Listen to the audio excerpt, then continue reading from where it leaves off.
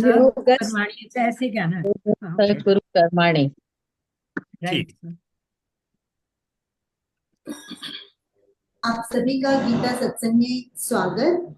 जहां हम भगवत गीता के तीसरे अध्याय अर्थात कर्म योग को सूत्र से जानने का प्रयास कर रहे हैं। सभी की ओर से सर को प्रणाम, चरण वंदना और निवेदन कि आज की गीता सत्संग की शुरुआत करें। आशु जी, बहुत बहुत धन्यवाद। मेरी ओर से भी आप सबको प्रणाम, नमस्कार, चरण वंदना।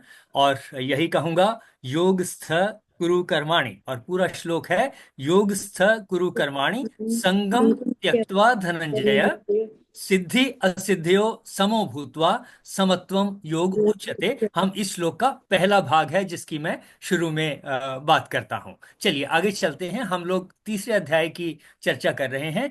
श्लोक नंबर 28 को कल हमने पढ़ा, एक बार आज दोबारा पढ़ के फिर आगे चलेंगे, थोड़ा रिवाइज करेंगे। श्लोक नंबर 28।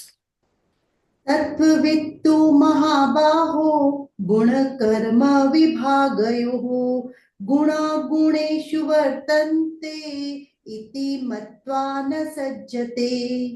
हे महाबाहो, भक्ति भावमय कर्म तथा सकाम कर्म के भेद को भली भांति जानते हुए जो परम सत्य को जानने वाला है, वह कभी भी अपने आप को इंद्रियों में तथा इंद्रिय तृप्ति में नहीं लगाता। देखें यहां पे जो शब्द आए, गुण कर्म विभागयो, गुण विभाग और कर्म विभाग, इसकी बात आई। गुणों के बारे में हमने अभी तक जो चर्चा की कि भूख प्यास, सर्दी गर्मी और बरसात, ये जो कुदरत के गुण हैं, इनको हम जाने। और इसके अलावा मैं इसका थोड़ा सा विस्तार आगे करता हूं, प्रयास करता हूं। चुंबक में गुण है खींच लेने का, आकर्षण का गुण है। और लोहे में गुण है आकर्षित हो जाने का। बारीकी से समझें। चुंबक में गुण है आकर्षण का और लोहे में गुण है आकर्षित हो जाने का। पूरे संसार में देखें, हमारा मन जिन चीजों की तरफ आकर्षित होता है वो चुंबक हैं। वो सब कुछ, काम क्रोध लोभ मोह अहंकार, ये सारे गुण, ये चुंबक हैं। और हमारा मन बुद्धि, जो भी कुछ है, हमारी सोच इनकी तरफ आकर्षित होती है। हम लोहे की तरह से हैं, आकर्षित होना है, ये गुण हैं। और मैं कहना शुरू करूं कि इन गुणों में खराबी है, बहुत सारे ग्रंथों में लिखा है, लेकिन मैं इससे सहमत नहीं हूं। वो अपने तरीके से अपने कॉन्टेक्स्ट में कहा हो सकता है कि ये पांच शत्रु हैं। प्रकृति के गुणों को मैं शत्रु कह कैसे सकता हूं? जो गुण प्रकृति ने उत्पन्न किए, जिनमें ये पांच, जिनको शत्रु कहा जाता है, काम क्रोध लोभ मोह अहंकार, शत्रु कहां से हो गए? तो क्या प्रकृति के द्वारा बनाई गई कोई चीज शत्रु है? मैं ऐसा नहीं मानता। प्रकृति के द्वारा जो भी कुछ बनाया गया है, जितने भी गुण बनाए गए हैं, कि बच्चे की ओर सब आकर्षित होते हैं, क्या खराबी है इसमें? स्त्रियों को आकर्षण का केंद्र बनाया, चुंबक की तरह से बनाया, क्या खराबी है इसमें? पुरुषों को आकर्षित होने के लिए पुरुष उनकी तरफ आकर्षित हों, कुदरत ने बनाया ये गुण, क्या खराबी है इसमें? इसी तरीके से हम और बहुत सारी चीजों की तरफ आकर्षित होते हैं। जिन चीजों की तरफ आकर्षित होते हैं वो आकर्षण का केंद्र हैं उस कॉन्टेक्स्ट में। और हमारा मन आकर्षित होता है, चुंबक की लोहे की तरह से है। न चुंबक में कोई खराबी है, न लोहे में कोई खराबी है। हमें यह देखना है चुंबक के इफेक्ट को और लोहे के इफेक्ट को, इनको इस्तेमाल करते हुए बिजली कैसे बना लेनी है, और उससे पंखे कैसे चला लेने हैं, और बाकी सब काम कैसे कर लेने हैं। जितनी बिजली बन रही है वो उसका मुख्य केंद्र जो है चुंबकीय क्षेत्र है। चुंबक में, चुंबक के क्षेत्र में तार को घुमाइए, उसमें बिजली पैदा होती है। सिंपल सी बात कि मेरे पास यहां ये चुंबक है, इधर से चुंबक इधर से भी चुंबक, इसके फील्ड को इकट्ठा कर लिया, फोकस कर लिया ताकि इसकी पावर ज्यादा हो। इसके बीच में तार के कॉइल को घुमाते हैं, उस कॉइल में बिजली पैदा होती है। और इसका उल्टा करते हैं, ये क्षेत्र पैदा किया चुंबक का, तार के बीच में से करंट डाला, वो घूमने लगी, ये मोटर बन गई। गुणों की बात हो रही है, हम गुण विभाग की बात कर रहे हैं कि प्रकृति में अनंत प्रकार से गुण हैं जो कुदरत ने ही पैदा किए हैं। हम उनको समझें कि जो गुण कुदरत ने, नेचर ने, परमात्मा ने पैदा किए, हम उनमें गलती निकालने से बचें, उनको बुरा भला कहने से बचें। किसी चीज को कहें ये तो अच्छी है, ये बुरी है। जब बना ही दी परमात्मा ने, अच्छे बुरे का सवाल नहीं है, सब अच्छी हैं। सिर्फ मैं अगर उसको ठीक के लिए उपयोग में लाता हूं, वो भली हो जाती है, सबके लिए सर्वजन हिताय सर्वजन सुखाय हो जाती है। और उसी को विनाश के लिए इस्तेमाल कर लूं तो विनाश हो जाता है।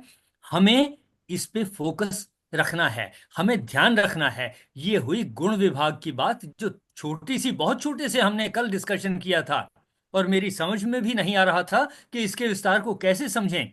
नीचे तो कल भी मैंने पढ़ा था, त्रिगुणात्मक माया के कार्य रूप 5 महाभूत और मन बुद्धि अहंकार तथा 5 ज्ञानेंद्रियां, 5 कर्मेंद्रियां और शब्द आदि 5 विषय, इन सब के समुदाय का नाम गुण विभाग है, ऐसा लिखा।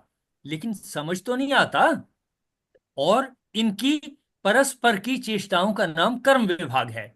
मैंने इसी को समझने का प्रयास किया कि गुण अनंत तरीके से हैं। हम अपने जीवन में देखें कि कौन से गुण कहाँ हैं जिनको हम तिरस्कृत करते हैं, जिनका हम तिरस्कार कर देते हैं, और ऐसा कह के कि काम क्रोध लोभ मोह अहंकार ये बेकार की बात है।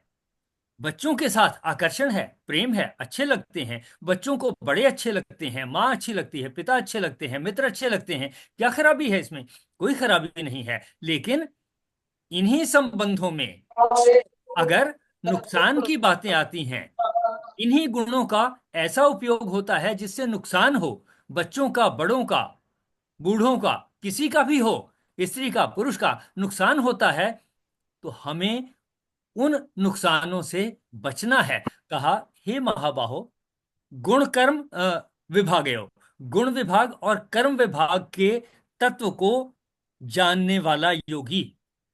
तो हमने प्रयास किया कि हम गुणों की बारीकी समझें और कर्मों की बारीकी समझें कि कर्म मैंने वो करने हैं जिससे मैं किसी गुण का सदुपयोग कर सकूं।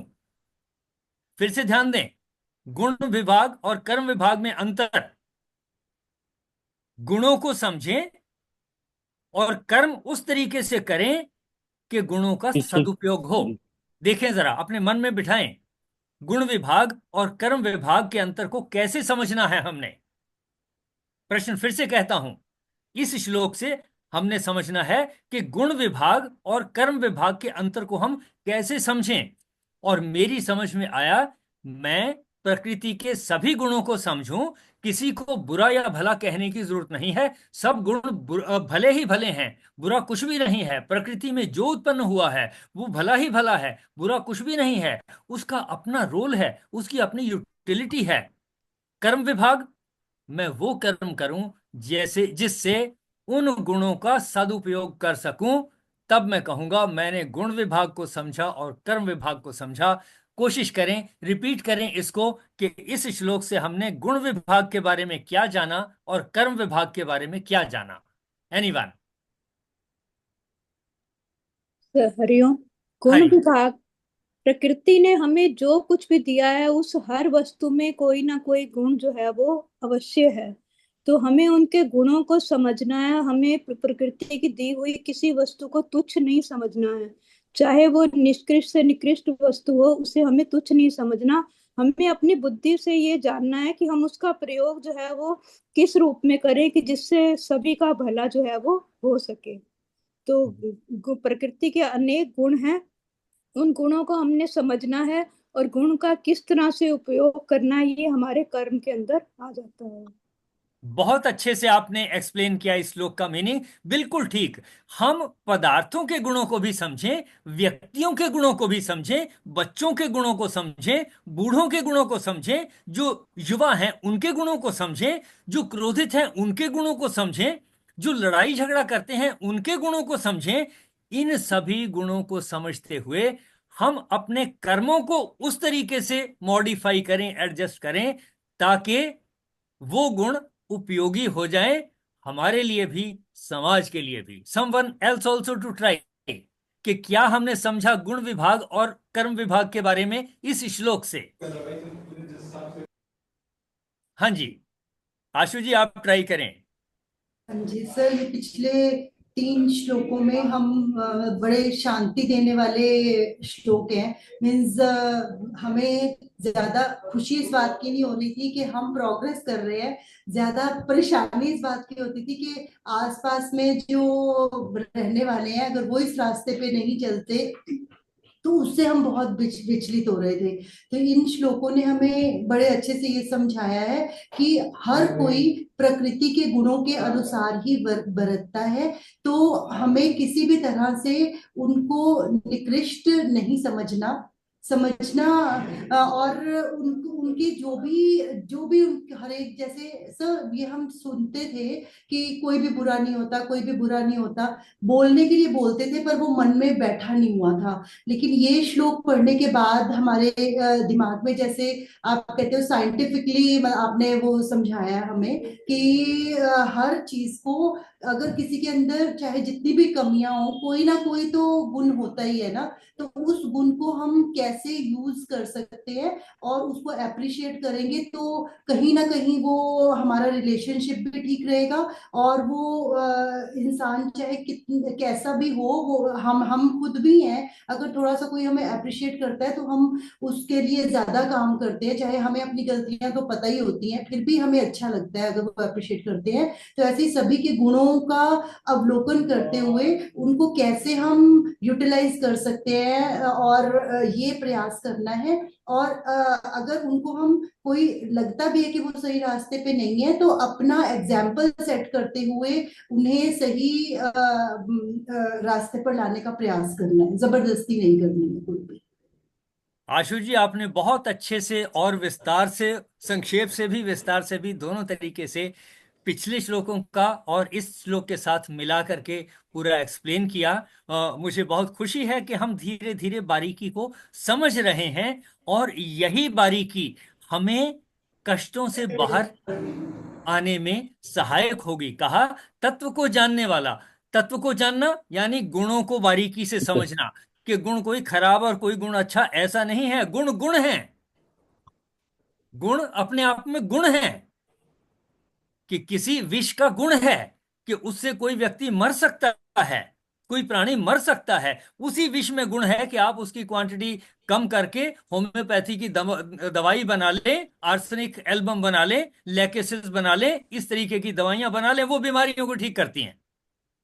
सामान वही है, क्वांटिटी का फर्क है, स्टाइल का, तरीके का फर्क है। वही दवाइयां हैं जिनसे लोग नशा करते हैं, उन्हीं से डॉक्टर जो हैं सोने के, नींद की गोलियां देते हैं, क्वांटिटी रेगुलेट करके कि इतनी क्वांटिटी से ज्यादा नहीं लेनी, इस परेशानी में ये दवा। यानी उसी को जिसको खराब कहते हैं, जिससे नुकसान होता है, उसी को इस तरीके से भी इस्तेमाल कर लेते हैं डॉक्टर, कि जिससे उनका सदुपयोग हो जाए। हमने यही देखना है। ये गुण विभाग और कर्म विभाग दोनों को समझने की बात कही। कि हम कह दें जहर तो खराब होता है, चाकू तो खराब होता है, कि चाकू खराब होता है, उसी खराब चाकू से गर्दन कटती है, उसी चाकू से सब्जी भी कटती है, उसी से ऑपरेशन भी होते हैं। सिर्फ हम किस कर्म में, किस पदार्थ को, किस गुण को इस्तेमाल करते हैं, इस पे सब कुछ निर्भर करता है। यानी कि जहां कहीं कठिनाई है, परेशानी हो सकती है, कहीं ना कहीं तंगी आ सकती है, लेकिन हमें फिर भी कोशिश ये करनी चाहिए कि किस तरह से हम उन गुणों को जो हमें बुरे लगते हैं किसी पदार्थ में या किसी दूसरे व्यक्ति में, हम उनका सदुपयोग कैसे कर सकते हैं। अपने अंदर भी गुण हो सकते हैं ऐसे जो हमें अच्छे ना लगते हों, उनका भी सदुपयोग करने का तरीका हमें ढूंढना है। देखें जरा किसी का कोई और सुझाव या किसी का कोई और प्रश्न। तो इससे, हाँ जी, हाँ जी, हाँ जी, जय श्री कृष्ण। जो भी हम कर्म करते हैं और जो गुण आते हैं, हमें गुण की कमियां नहीं देखनी चाहिए। हमें गुण के अंदर भी गुणों को ही देखना चाहिए। कमियां अपने अंदर तो देखें हम कर्म करते हुए, पर जो गुण है उनको, उनका आनंद लें, उनको, उनके अंदर अच्छे गुण देख के उनका आनंद लें और कर्म को करते करें। कृष्ण जी यही कह रहे भी अपने कर्मों को मतलब सुंदरता से करो और 100% करो। और कमियां तो देखने का कमी नहीं है गुणों के अंदर। कमियां गुणों में मतलब वो हमारे में कमी है। अगर हम गुणों में कमियां ढूंढते हैं वो कमी हमारी है, हमारे में कमियां है वो। अगर हम किसी गुण में कमी ढूंढ हम मतलब गुणों में कमी ढूंढ रहे हैं हम, तो गुणों में कमियां ढूंढ रहे हैं हम, तो कमियां तो हमारे में हुई। हमारे अपनी कमी को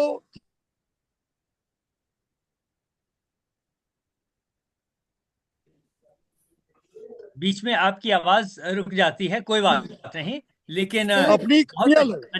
हाँ जी, देखो कहें। मैं ये आप तो गुणों को तो गुणों के 100% बरतो तो कर्म का भी आनंद आएगा करने का। गुणों का तो आनंद लेने में ही गुण है वो। गुण की कमियां ढूंढ के तो कर्मों का आनंद भी नहीं आएगा। हम तो कर्म करने में भी बहुत पीछे रह जाएंगे। तो हमने कर्म किया ही नहीं, तो फिर तो हम दोष निकालने में लगे हुए। मतलब गुण को गुण के हिसाब से चलें और अपना कर्म करते रहें। मेरा तो ये भी गुण में जयपाल जी, आपने बहुत अच्छे से एक्सप्लेन किया। मैं एक छोटा सा एग्जांपल देता हूं। करेले में कड़वे होने का गुण है, लेकिन शुगर को ठीक करने का गुण है ना। है तो कड़वा, लेकिन बीमारी को ठीक करने की ताकत रखता है। इसी तरीके से और बहुत सारी चीजें हैं, उनमें हमें गुणों में खराबी ढूंढने की बजाय उन गुणों को उपयोग कैसे करना है अपने कर्मों के द्वारा, इसके ऊपर हमने फोकस करना है।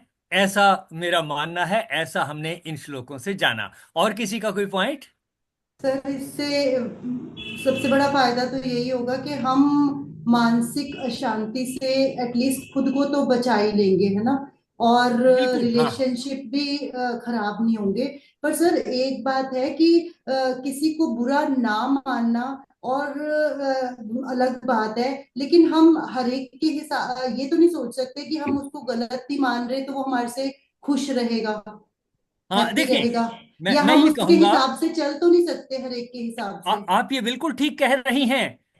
श्री कृष्ण जी अर्जुन को लड़ाई के लिए कह रहे हैं, लड़ाई का माहौल है। उसको ये नहीं कह रहे कि आप इसको खुशी खुशी इसी में एडजस्ट हो जाओ। उसी में एडजस्ट होना है, लड़ाई लड़के होना है कि अगर कोई मेरे साथ ऐसा व्यवहार कर रहा है जो बर्दाश्त नहीं हो सकता, तो फिर प्यार से, फटकार से, मार से। ये तीन तरीके का सीक्वेंस तो मैंने पहले से भी डिस्कस किया कि मेरी लाइफ में मुझे ये समझ में आया कि कोई मेरी बात को नहीं समझ रहा, नहीं मान रहा और मुझे परेशान कर रहा है। पहला स्टेप है मैं प्यार से समझा दूं, और जहां पॉसिबल हो, कोई छोटा है उसको फटकार दूं, डांट दूं थोड़ा सा। और ना बात बनती हो तो फिर भाई मार से, पिटाई से, डंडे से, या जो भी हो। यही तो है लड़ाई, कि पहले कोशिश कर लिया श्री कृष्ण जी ने और बाकी सब ने कोशिश कर ली कि लड़ाई ना हो। ये था डिस्कशन प्यार से। और फिर थोड़ी बहुत डांट फटकार जो भी कुछ है आपस में हुई, ऊंच नीच, नहीं बात बनी कि जी तुमको वनवास दे दिया, अज्ञातवास में चले जाओ, ये सब हो गया, उन्होंने वो भी कर लिया, नहीं बात बनी। और अंत में फिर नहीं बात बनती तो लड़ना पड़ेगा, और लड़ना पड़ा, ये हम जानते हैं। यानी कि अपने जीवन में हम प्रयास करें कि दूसरे के जो गुण हैं जो हमें सूट नहीं कर रहे, यहां हम गुण विभाग और कर्म विभाग की बात कर रहे हैं, कि मैं वो कौन सा कर्म करूं, को वो कौन सा तरीका निकालूं जिससे उसके गुणों का मैं फायदा उठा लूं। इसका विस्तार अनंत हो सकता है। एग्जाम्पल के तौर पे हम कह सकते हैं कि दूसरा मेरे ऊपर गुस्सा हो रहा है, मैं मन में बिठाता हूं, ओके अभी तो चुप रहता हूं, बाद में इसको समझा दूंगा, इस समय ये जरा गर्मी में है, इस वक्त मैं कुछ नहीं कहता, ये अभी मैं चुप रह जाता हूं, या अभी मैं कह देता हूं सॉरी, भले ही उसकी गलती हो, अभी कह देता हूं सॉरी। ये क्या है? मैं कर्म का इस्तेमाल कर रहा हूं, सॉरी कह के, गलत तरीके, गलत काम के लिए भी, गलत बात के लिए भी सॉरी कह के उस चीज को वहां रोक रहा हूं। यानी उसके गुण को मैं मॉडिफाई कर रहा हूं कि वो गुण मुझे नुकसान ना कर दे। दोनों में बातचीत बढ़ेगी तो नुकसान हो सकता है, कोई सामान को पटक सकता है, कोई सामान टूट सकता है, कोई कांच का सामान टूट सकता है, कोई और कीमती चीज, टीवी का नुकसान हो सकता है। ऐसे नुकसान होने से अगर हम किसी तरीके से भी उन चीजों को रोक सकें और फिर बाद में फिर डिस्कशन कर लें किसी तरीके से। और अगर कुछ भी ना हो सकता हो, प्यार से, फटकार से, और नहीं तरीका है तो मार से, यानी फिर लड़ना पड़ेगा। कि अगर कोई नहीं मानता, सब कुछ हो गया, नहीं बात बन रही, तो कोर्ट में जाना पड़ेगा ना फिर। और किसी ने अगर कोर्ट में केस कर दिया तो मुकाबला करना पड़ेगा। फिर चुप थोड़ी बैठे रहेंगे, कोर्ट आपके खिलाफ ऑर्डर पास कर देगी, कैसे काम चलेगा। यानी कि हम कोशिश कर रहे हैं गुणों को समझने की, और वो गुण जो हमारे फायदे में है उसकी तो कोई चिंता ही नहीं। वो गुण जो हमारे विपरीत हैं, हमें लगता है कि हमारा नुकसान हो रहा है, उन गुणों को कैसे इस्तेमाल करना है। वो कहते हैं कि किसी ने आपके ऊपर केस कर दिया, अगर तो प्यार, फटकार, मार इन तरीके से चलता है, ठीक ना हो आप भी कर दो फिर, क्यों रुकते हो। अगर आपके पास भी हो आप भी करो, उसके ऊपर भी प्रेशर आए। यानी कि हम गुणों को समझ रहे हैं परिस्थितियों के अनुसार, कि अगर मेरे ऊपर तंगी आ रही है, किसी भी प्रकार की तंगी आ रही है, तो मुझे वो कर्म करने हैं जिससे उन गुणों का इस्तेमाल हो सके। ये हमें समझ में आया गुण विभाग के बारे में और कर्म विभाग के बारे में, कि हम अपने कर्म इस तरीके से करें कि विपरीत गुण भी हमारे लिए उपयोगी हो जाए। यानी शत्रु ने अगर पत्थर मारे हैं तो मैं उन पत्थरों को इकट्ठा करके दीवार बना लूं, या अपना घर बना लूं, या अपनी छत बना लूं। ऐसा मतलब इन श्लोकों से हमें समझ में आता है कि दूसरे द्वारा किए गए किसी एक्सप्रेस किए गए किसी गुण को या किसी कर्म को मैं इस तरीके से उपयोग कर लूं जिससे वो मेरे लिए सदुपयोगी हो जाए। देखें जरा। बिल्कुल ठीक है सर। चलिए आगे चलते हैं। प्रकृतेर्गुण सम्मूढ़ः सज्जन्ते गुणकर्मसु तान् कृत्स्न विदो मंदान् कृत्स्न विन्न विचालयेत्। सर ये ठीक नहीं पढ़ा गया शायद मेरे से। कोई बात नहीं। हम्म, प्रकृते गुण सम्मूढ़ सज्जन्ते गुण कर्मसु तान अकृत्स्न विद मंदान कृत स्नवित न विचालयेत। ऐसा जी सर। इसका संधि विच्छेद है। ठीक है सर। प्रकृति के गुणों से अत्यंत मोहित हुए मनुष्य गुणों और कर्मों में आसक्त रहते हैं। उन पूर्णतया न समझने वाले मंद बुद्धि अज्ञानियों को पूर्णतया जानने वाला ज्ञानी विचलित ना करे।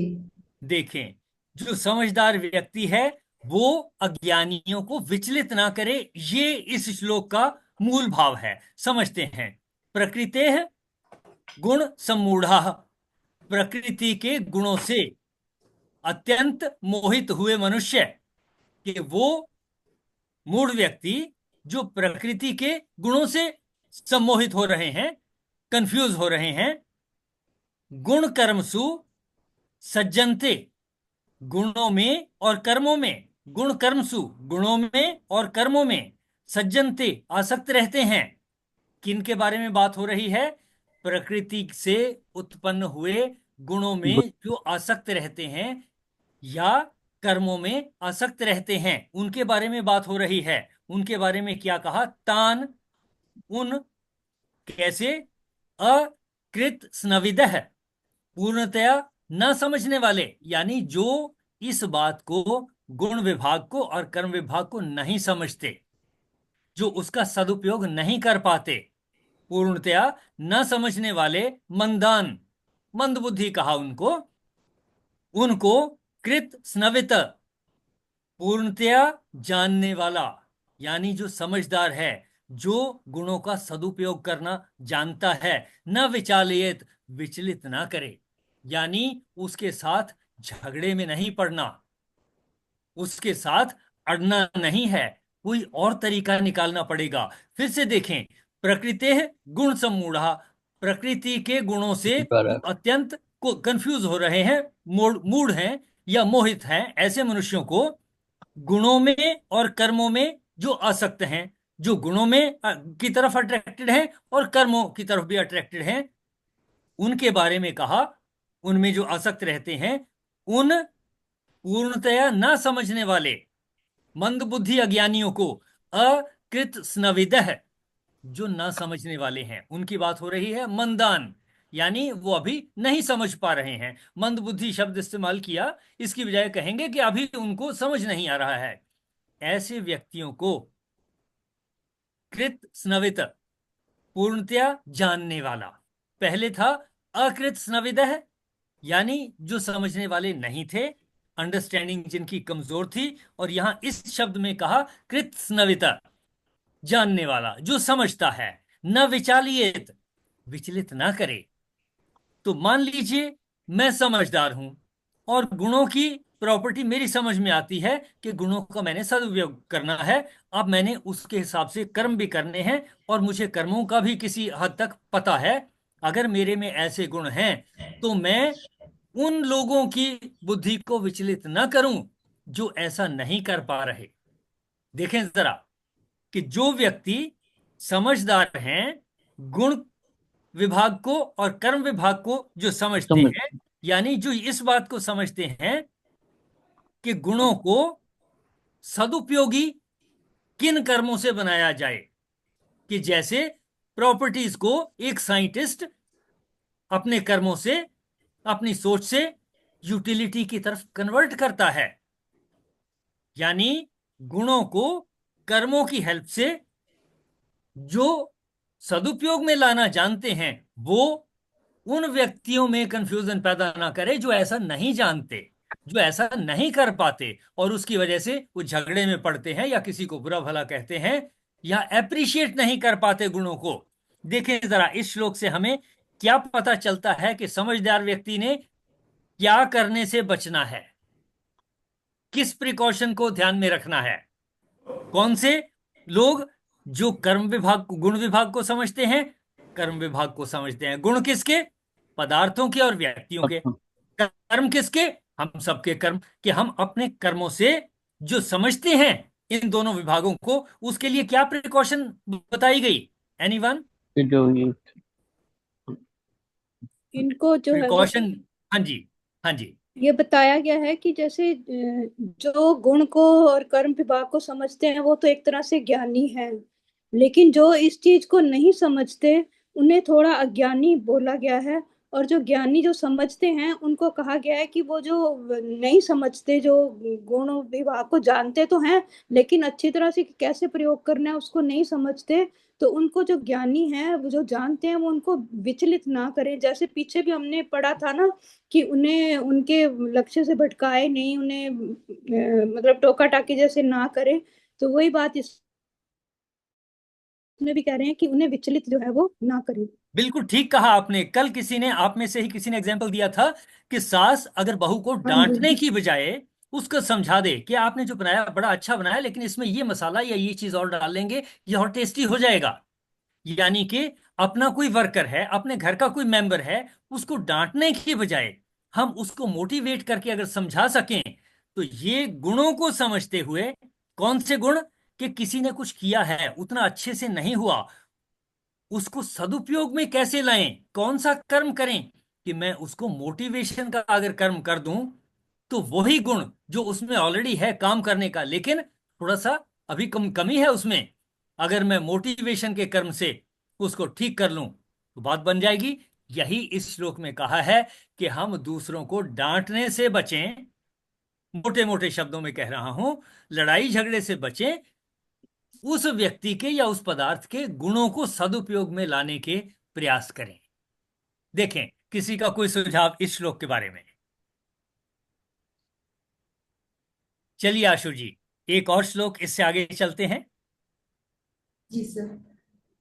मयि सर्वाणि कर्माणि सन्न्यस्याध्यात्मचेतसा निराशीर्निर्ममो भूत्वा युध्यस्व विगतज्वरः।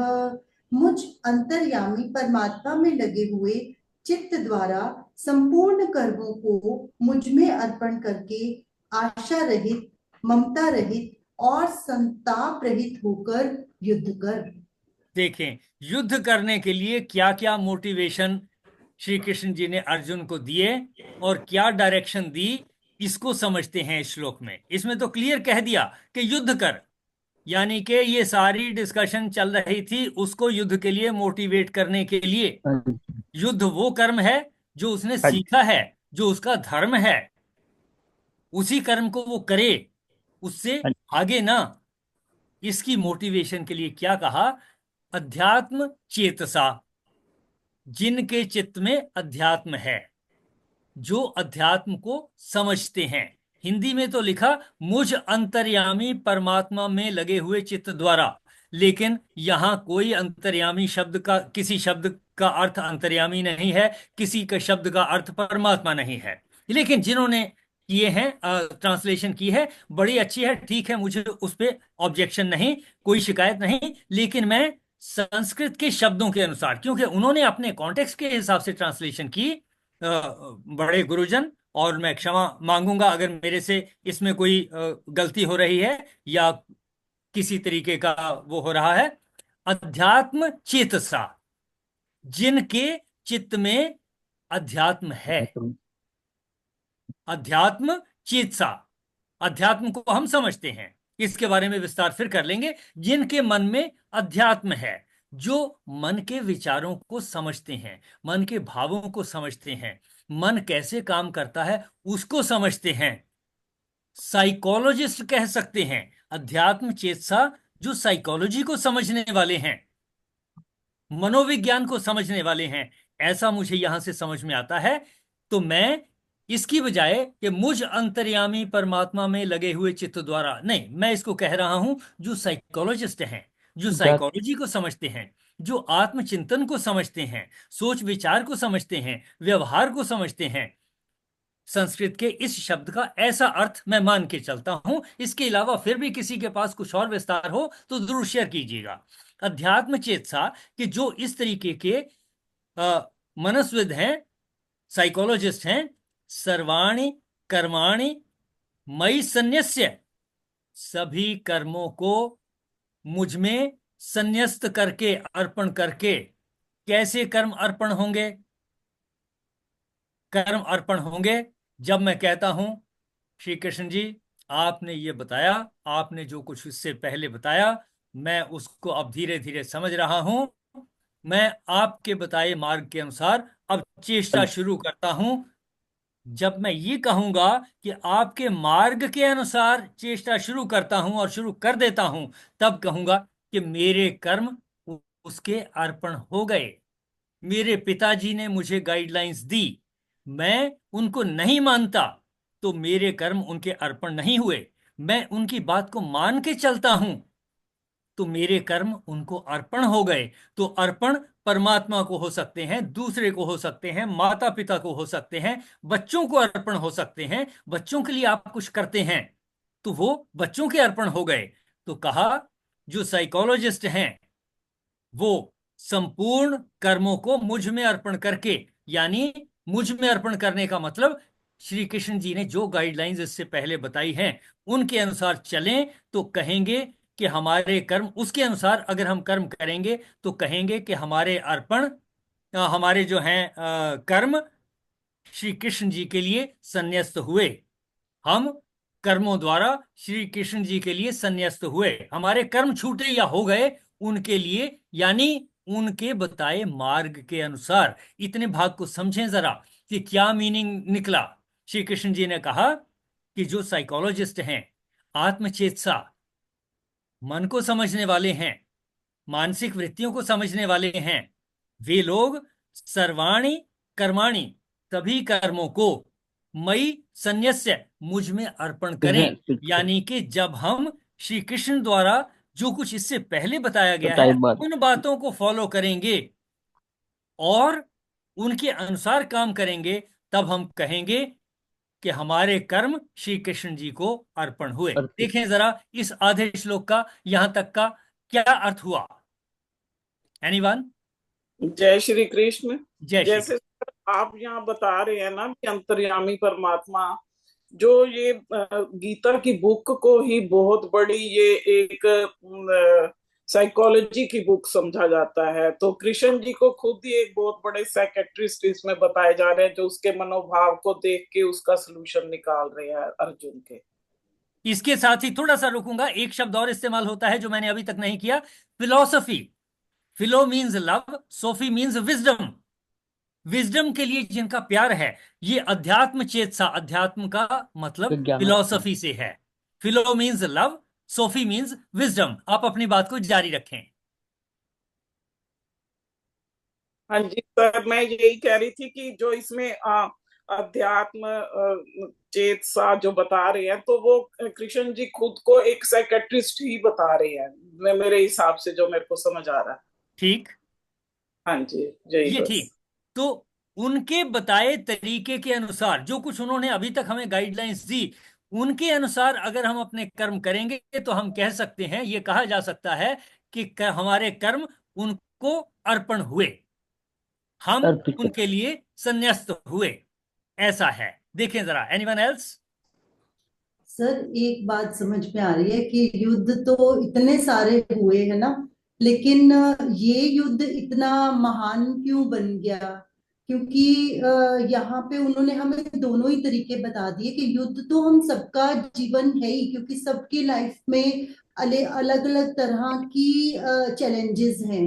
तो उनको ओवरकम करने के लिए अगर हाँ, हम ये जो टेस्ट। इसमें स्टेप्स बताए हैं, हाँ अगर जी, इन आज स्टेप्स को हम आजा फॉलो सर। करते हैं, आज यदि हम इन स्टेप्स को फॉलो करते हैं, तो हमारा जो जीवन है वो यज्ञ बन सकता है। ये बिल्कुल ठीक कहा आशु जी, आपने बहुत अच्छे से एक्सप्लेन किया और इन शब्दों को समझने का प्रयास किया। अच्छा लगा। हम बाकी के आधे पार्ट को भी समझ लेते हैं, फिर आज की चर्चा को यहीं तक सीमित रखेंगे। आगे कहा, ऐसा करके यानी इस तरीके से अगर हमारे कर्म श्री कृष्ण जी को अर्पण हो जाएं, यानी हम उनके लिए संन्यस्त हो जाएं। संन्यस्य, कर्मों को मुझ में, कर्माणि मयि संन्यस्य, कर्मों को मुझ में अर्पण करके। कैसे अर्पण होंगे? कुछ नहीं। मैं उनके बताए तरीके के अनुसार कर्म करूं। और किस तरीके से करूं? क्या कंडीशन लगाई? निराशीह, आशा रहित, अपना प्रॉफिट कुछ नहीं देखना, मैंने कोई उम्मीद नहीं रखनी, मैं अपनी ड्यूटी करूं लेकिन उम्मीद ना रखूं। ये शब्द है निराशीह, यानी आशा रहित होकर। निर्ममः, ममता रहित होकर, कि भाई अब मेरे चाहे गुरु हैं चाहे कुछ हैं, लड़ाई का मौका आ गया, अब तो भाई लड़ूंगा, अब ममता की बात नहीं है। ऐसा श्री कृष्ण जी बता रहे हैं। और रुकावट कहाँ थी? अर्जुन यही कह रहा था, ममता में पड़ा है कि गुरु हैं मेरे, मेरे बड़े बुजुर्ग हैं, हम उनकी गोद में खेले हैं, उन्होंने मुझे सिखाया है, मैं उनके लिए उनके अगेंस्ट कैसे लड़ सकता हूं? ये ममता की बातें हैं। तो श्री कृष्ण जी ने कहा निराशी, आशा रहित, और दूसरा शब्द जिसका मैंने अभी कहा निर्ममः है, ममता रहित, कि भाई जब काम सामने आ गया और लड़ाई का मौका आ गया, तब फिर ममता को छोड़ दीजिए। उस समय तो शत्रु मानकर ही लड़ा जाएगा, और अगर मित्र मान करके चलोगे बात नहीं बनेगी, फिर लड़ नहीं पाओगे। ममता रख के चलोगे तो लड़ नहीं पाओगे। विगत ज्वर है, संताप रहित, कि अपने मन में पश्चाताप नहीं करना, रिग्रेट नहीं होने चाहिए। ये नहीं कि ये मैं क्या कर रहा हूं, क्यों कर रहा हूं। जहां से सारी कथा कहानी शुरू हुई, अर्जुन ने कहा कि मैं, मेरे से नहीं लड़ाई होगी, मैं नहीं ऐसा कर सकता, और पीछे जाके बैठ गया, धनुष बाण को नीचे रख दिया। तो कहा ये काम करने के लिए श्री कृष्ण द्वारा बताए गए रास्ते को फॉलो करते हुए अगर कर्म करेंगे तो वो हो गए, वो सारे कर्म श्री कृष्ण जी को अर्पण हो गए, किसी परमात्मा को अर्पण हो गए। ऐसा नहीं, जो गाइडलाइंस बताई उनके अनुसार चले। मेरे माता पिता कोई गाइडलाइंस बताएं, मैं उनके हिसाब से चलूं, तो कहा जाएगा मेरे कर्म उनको अर्पण हो गए। और इस तरह से कर्मों को अर्पण करते हुए क्या ध्यान में रखना है? निराशीह, आशा रहित, निर्ममः, ममता रहित, विगत ज्वरः, संताप रहित, यानी मन में रिग्रेट का भाव नहीं होना चाहिए। भूतवा, ऐसा होकर युद्धस्व, युद्ध कर। युद्ध करने के लिए ये तरीका बताया, कि तरीका जो मैंने गाइडलाइंस बताई हैं उसको फॉलो करो, और उसके साथ कंडीशनें लगा दी, आशा रहित हो जाओ, ममता रहित हो जाओ, और रिग्रेट नहीं होना चाहिए, मन में संताप नहीं होना चाहिए, संताप रहित हो जाओ। आज की चर्चा यहीं तक सीमित रखेंगे। आप लोग इस श्लोक के बारे में देखें, हमने क्या सीखा, थोड़ा सा कोशिश करें कि इसमें श्री कृष्ण जी ने क्या कहा। दो बातें, हाँ जी,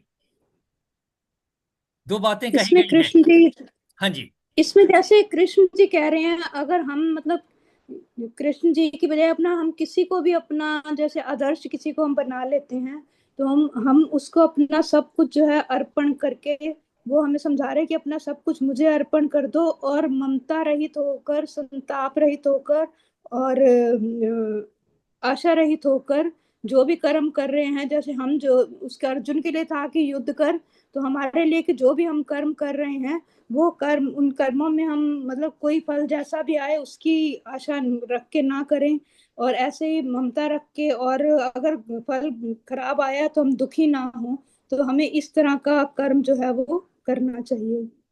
बहुत अच्छे से आपने बताया, बिल्कुल ठीक। यानी मैं अगर कोई कर्म श्री कृष्ण जी के अर्पण कर रहा हूं तो श्री कृष्ण जी को मिल जाएगा, ऐसा नहीं है। मैं उनकी गाइडलाइंस को फॉलो कर रहा हूं तो उनको अर्पण हो गया। अपने माता पिता की गाइडलाइंस को फॉलो करता हूं, उनको अर्पण हो गया। कि जी, जिसको कहते हैं अंग्रेजी में dedicated to so and so, कि उनसे प्रेरित होकर कि ये गाना मैं उनको डेडिकेट करता हूं। गाना उनके पास जैसे नहीं चला गया। कोई हाँ जी, पुस्तक लिखता है, कहते हैं कि उसको समर्पित की गई, ये पुस्तक इन्हें समर्पित की गई, कोई लिखी जाती हाँ है। बिल्कुल ठीक। समर्पित का मतलब ये कि ऐसा नहीं कि कॉपी उनको दे दी तो ये समर्पण हो गया, नहीं। उनका धन्यवाद कर रहे हैं, उनकी प्रेरणा से हम ऐसा कर पाए, ये भाव है पीछे। तो श्री कृष्ण जी को जब हम कहते हैं कि कोई कर्म अर्पण होगा, तो ये उनके प्रति धन्यवाद का भाव हमारे मन में आए। हम जीवन में हर उस चीज का जिससे हम कुछ सीखें, उसके प्रति धन्यवाद का भाव रखें, तो समर्पण होगा। भाव की बात है, सामान किसी को दे देने से मतलब नहीं है। ऐसी बात इस श्लोक से समझ में आती है। और जितना जितना हम पढ़ते हैं, समझते हैं, एनालाइज करते हैं, डिस्कस करते हैं, उतनी उतनी बारीकी समझ में आती है कि किस तरीके से लड़ाई लड़ने के लिए यह यही कह दिया। यानी सब कुछ बता दी, गाइडलाइंस बता दी, और बता दिया कि आशा रहित, ममता रहित और संताप रहित होकर के युद्ध कर। अल्टीमेटली तो युद्ध करने की बात कह रहे हैं, समझा रहे हैं। उसको डांट कर कि ये नहीं कह रहे कि लड़ता क्यों नहीं, जब तुझे बता दिया, मैंने कह दिया तो लड़, लड़ाई ना। वो सब पीछे की बातें जो हैं, मोटिवेट करके कि उसी शक्ति को, उन्हीं गुणों को, ये जो अर्जुन के गुण हैं जिससे वो डीमोटिवेट हो रहा है, इन्हीं गुणों को बदली करके, डीमोटिवेट तो हो रहा है लेकिन बात तो सुन रहा है अर्जुन, श्री कृष्ण जी की बात तो सुन रहा है अभी। और कोई मेरी बात सुनेगा तो मुझसे प्रभावित हो सकता है। जिसने सुनी ही नहीं, वो मेरी बात से क्या प्रभावित होगा। अर्जुन सुन रहा है, मेरे बच्चे मेरी बात सुन रहे हैं, तो प्रभावित हो सकते हैं। अगर सुन ही नहीं रहे, जब मैं गुस्से में हूं तो कोई नहीं सुन रहा, कुछ नहीं सुनाई दिया देगा उनको, तो मुझे ध्यान रखना है कि कैसे वो मेरी बात को सुने, समझें। तो यहां से पता चला कि हमने कर्मों को किसी के अर्पण करना है, जो हमारे आइडियल हैं, उनको अर्पण करना है, प्रेरणा स्रोत हैं, उनको अर्पण करना है, और फिर आशा रहित, ममता रहित और संताप रहित होकर के युद्ध करना है, जीवन संग्राम करना है। देखें जरा किसी का कोई और पॉइंट। हाँ जी आशु जी, और कुछ नहीं तो फिर समापन की ओर बढ़ें। सुधा जी कुछ कहना चाह रहे हैं? हाँ जी, सर, इसका मतलब ये हुआ कि हमें अकॉर्डिंग टू कंडीशंस कर्म करने हैं, है ना। तो पहले अगर कोई भी प्रॉब्लम आई हमारे सामने, प्यार से उसे समझाया, नहीं समझा थोड़ा गुस्से से समझाया, अगर नहीं हुआ तो फिर ठीक है, जो भी होगा देखा जाएगा। तो तुम हमें जो लास्ट ऑल्टरनेटिव ये है कि हमें अपना फिर युद्ध करना ही पड़ेगा। उसमें ना कोई प्रॉफिट है, ना और फिर ना कोई रिग्रेट्स, कोई पश्चाताप नहीं, जो होगा देखा जाएगा। जैसे कि अब अर्जुन को भी कह रहे हैं कि भाई सब कुछ तो कर लिया है, सब कुछ सारे संधि के सब रास्ते उन्होंने बंद कर दिए हैं, तो अब एक विकल्प रह जाता है युद्ध का। अगर हमें अपने जीवन में भी कोई भी प्रॉब्लम आती है, तो पहले उसे आराम से सोचा समझा, दूसरे को प्यार से समझाया, नहीं माना, तो फिर ठीक है, जो भी है तो युद्ध तो करना ही है ना। हाँ, बिल्कुल ठीक सुधा जी, आपने इस पूरे श्लोक का बहुत अच्छे से मीनिंग जैसा है वैसा आपने एक्सप्लेन किया। और मुझे इस बात की खुशी है कि हम हर श्लोक को अपने जीवन के साथ कोरिलेट करके देखते हैं कि वहां अर्जुन के लिए ऐसा था, यहाँ मेरे जीवन में किस तरीके से उपयोगिता है। बहुत अच्छा लगा, बहुत बहुत धन्यवाद। Thank you. जीने का संदेश सिखाती है, जीवन की राह दिखाती गीता इसीलिए कहा जाता है क्योंकि दोनों चीजें हमेशा साथ साथ ही चलेंगी। युद्ध भी करना पड़ेगा जहां जरूरत है, और किसी को बुरा भी नहीं कहना, वो भी हमने अभी पिछले श्लोकों में जाना है। और इसीलिए कहते हैं कि गीता का जो पूरा जहाँ कही गई उसको युद्ध के मैदान में ही कही गई, क्योंकि जीवन में भी हमेशा कोई ना कोई युद्ध तो चलता ही रहेगा। बट हमने उसके साथ साथ कैसे अपनी नॉलेज को लेके चलना है और कैसे आसपास के लोगों से टैकल करना है। हर तरह के लोग मिलेंगे, लेकिन हमारा उद्देश्य, मतलब ये बिल्कुल बात सर, इन्हें तीन स्टेप जो बताए हैं कि कैसे जीना है, हमने पहले अगर प्यार से समझाना है, फिर फटकार से और फिर मार से, लेकिन उसके पीछे हमारा उद्देश्य सही होना चाहिए। अगर उद्देश्य के भी सर ने स्टेप बताए हुए हैं कि जो भाई हम उद्देश्य लेके चले हैं उसमें अपना भी भला, दो परिवार का भी भला, और समाज का भी भला, और एनवायरनमेंट का भी, प्रकृति के लिए भी अच्छा होना चाहिए। तो अगर हमारा उद्देश्य सही है तो उसके लिए जो भी उचित कदम हमें उठाने पड़े या फिर युद्ध भी करना पड़े तो वो जायज है। लेकिन अपने छोटे छोटे लालचों के लिए या थोड़ी थोड़ी छोटी छोटी इच्छाओं के लिए अगर हम युद्ध करते हैं तो वो गलत हो जाएगा। बिल्कुल ठीक कहा आशु जी, आपने बिल्कुल ठीक कहा। बहुत अच्छे। चलिए इसी के साथ आज समापन की ओर बढ़ते हैं। ओम पूर्णमदः पूर्णमिदं पूर्णात् पूर्णमुदच्यते पूर्णस्य पूर्णमादाय पूर्णमेवावशिष्यते। ओम शांति शांति शांति। मुझे इस बात की प्रसन्नता है कि एक्टिव पार्टिसिपेशन हमारी धीरे धीरे बढ़ रही है, और मुझे इस बात से बहुत खुशी होती है। मैं इस पूरे सहयोग के लिए आप सबका आभारी हूँ। मेरी ओर से आप सबको धन्यवाद, प्रणाम, नमस्कार, चरण वंदना। और फिर कहूँगा, क्या है? योगस्थ कुरु कर्माणि। योगस्थ कुरु कर्माणि। धन्यवाद। जैसा कि सर ने कहा, हम बहुत बहुत भाग्यशाली हैं कि जहां हमें विचार विमर्श करने के लिए एक अच्छा ग्रुप मिला है, और जहां हम अपने मन की जो भी हमारे द्वंद्व हैं या जो भी हमारे डाउट्स हैं उनको क्लियर कर सकते हैं। तो जरूर कोई भी संशय हो तो उसको सामने रखें और अपने विचार ऐसे ही आगे भी प्रस्तुत करते रहें। सभी की ओर से सर को प्रणाम और चरण वंदना। कल मिलते हैं अगले श्लोकों के साथ। Thank you everyone. धन्यवाद।